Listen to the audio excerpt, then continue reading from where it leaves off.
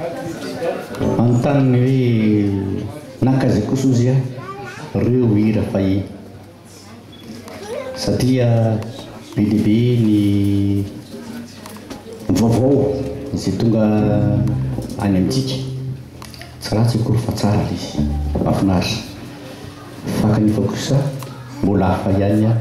ny hira malagasy dia izay no mahatonga anay eo anao ny ity ka nalovinay ary irainay a ho antsika mianakavy.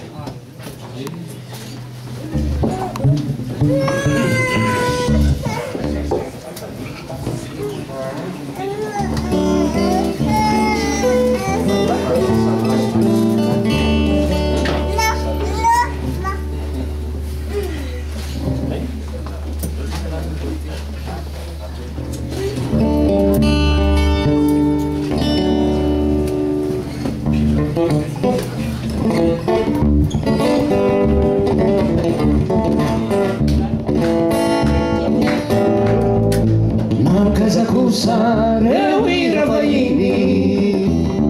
nozary nahina ziry ankehitriny natory varehe zanak'azy izy reny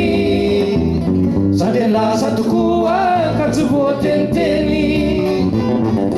nankaza kosa reo hira vahiny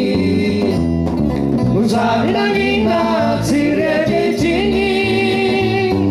natory lasa tokoa ka tsy voateniteny reto zary zareo miaraka manandrapeo hitrano hira tokoa hirantsika no maniny vaminy voky ratsy ny hira vahiny efa maretsiotsiny hirandraza kanefi bavojo irefa kalokalojo nankaiza kosa reo hira vahiny zary nangina ziry ankehitriny natory varehe zanak'azy izy reny